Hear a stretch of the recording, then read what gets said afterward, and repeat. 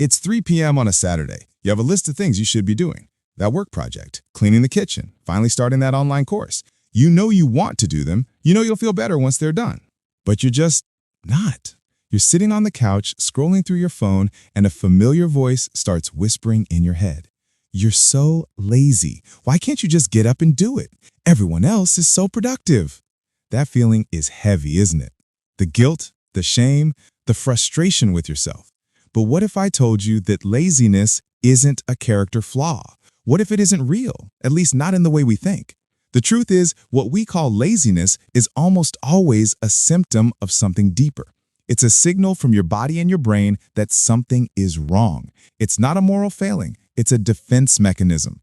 In this video, we're going to deconstruct the myth of laziness. We'll explore the real reasons you feel stuck, and I'll give you actionable, compassionate strategies to break the cycle and finally get moving again.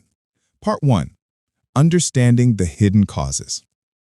So if it's not laziness, what is it? Let's start with the invisible forces that can completely paralyze us, our emotional and mental blocks. First up, fear. This could be fear of failure. What if I try and it's not good enough? Or even fear of success. What if I get this promotion and can't handle the new responsibilities? When faced with these high-stakes outcomes, your brain's primal response is to avoid the threat altogether. It chooses not to try rather than risk a negative outcome. Doing nothing feels safer than failing. Next, overwhelm. Have you ever looked at a to-do list so long that you just shut down? That's called analysis paralysis. When your brain is presented with too many choices or a task that feels too big, it can freeze as a protective mechanism. It's not that you don't want to do the tasks, it's that you don't even know where to start. Perfectionism is laziness in a trench coat. It's the voice that says, if I can't do it perfectly, I won't do it at all. The pressure to create something flawless is so immense that you can't bring yourself to take that first imperfect step. So you wait for the perfect moment or the perfect idea, which, let's be honest, never comes. And of course, we have to talk about mental health. Conditions like depression and anxiety are not states of mind you can just snap out of. They physically drain your energy and motivation. Depression can make even the smallest tasks, like getting out of bed, feel like climbing a mountain. Anxiety can fill you with so much dread that you procrastinate to avoid the stressful feeling a task brings up. This isn't laziness, it's a real and valid health condition. But it's not all in our heads. Our physical state has a huge impact. Are you exhausted? Poor sleep literally depletes your willpower. Think of your self-control like a muscle. If you don't let it rest and recover overnight, it's not going to be very strong the next day.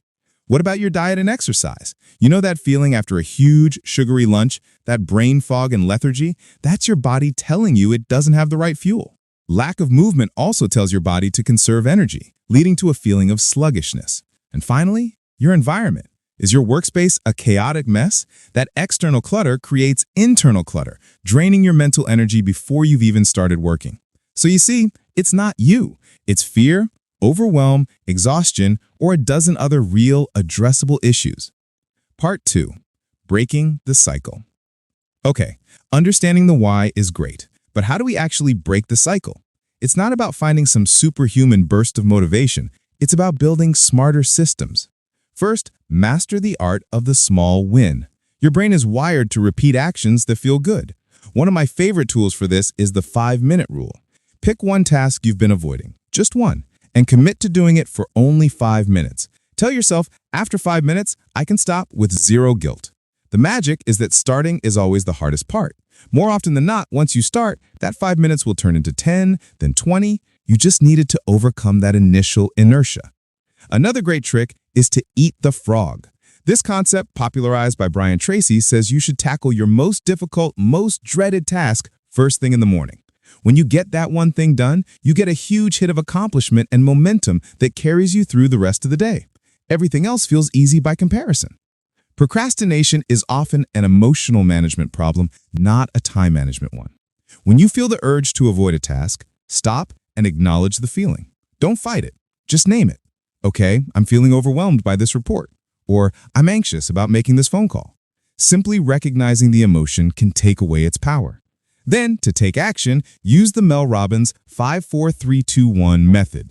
When you know you should do something, but you're hesitating, you have a 5-second window before your brain talks you out of it. So just start counting backwards. 5, 4, 3, 2, 1, go.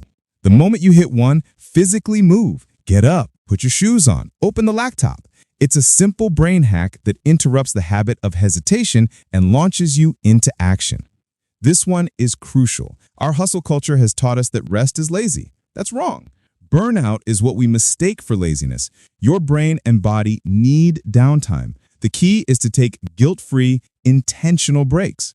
Scrolling on your phone for an hour while feeling guilty isn't rest. That's avoidance, and it drains you.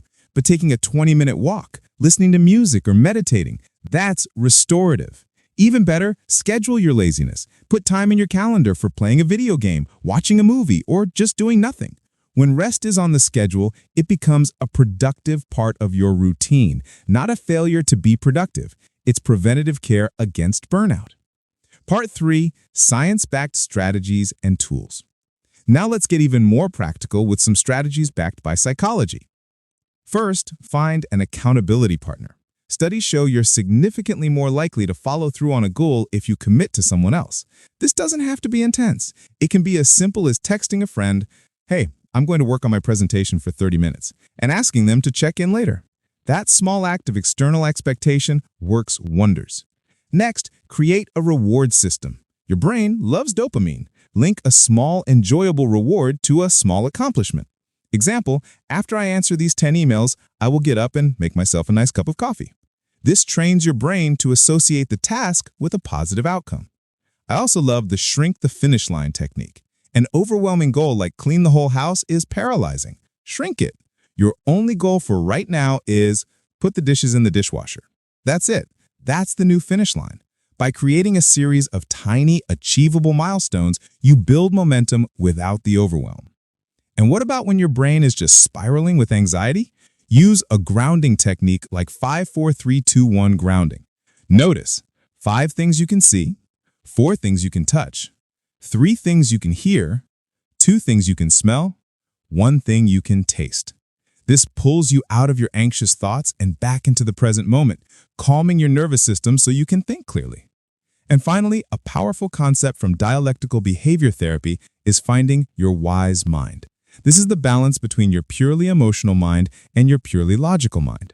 When you feel overwhelmed, emotion mind, and your logic mind is saying, just do it, which isn't helpful, wise mind asks, what is one small, wise step I can take right now that honors both my feelings and my goals? Often the answer is to do one of the tiny tasks we've already talked about. Part 4, reframing rest and compassion. Finally, and this might be the most important part of this entire video, we need to change how we talk to ourselves. The difference between deliberate rest and lazy inaction is guilt. Rest is something you do intentionally to recharge. Inaction is what you do while beating yourself up for not working. One fuels you, the other drains you. This is where self-compassion comes in. Beating yourself up for being lazy has never, ever worked. It just adds a layer of shame that makes it even harder to start. Ask yourself this: if your best friend came to you and said they felt exhausted, overwhelmed, and couldn't get anything done, would you call them a lazy failure? Of course not. You'd tell them to rest, to be kind to themselves, to start small. You need to become your own best friend. Acknowledge that it's hard right now. Say, it's okay that I feel this way. Kindness is more motivating than cruelty. And remember, mistakes are normal. You will have unproductive days. Everyone does. The goal isn't perfection, it's progress. Focus on what you can do next, not what you failed to do yesterday. So let's recap. Laziness is a signal, not a failing. It's your body or brain telling you that you're burnout, scared, overwhelmed, or need of real rest. Forget motivation. Focus on small, consistent steps, smart systems, and a ton of self-compassion. The next time you're on that couch feeling that familiar guilt creeping in, I want you to try something different. Instead of calling yourself lazy, gently ask yourself, what is this feeling a signal for? What do I truly need right now? Maybe you need a 5-minute head start. Maybe you need a nap. Maybe you need to break that task down into a laughably small step. Your challenge today is this. In the comments below, I want you to identify and commit to one single, tiny, 5-minute step you can take after watching this video. Let's make this our accountability space. Remember, you are not lazy. You are a human being doing your best. The first step is just a step. The next one is yours to take.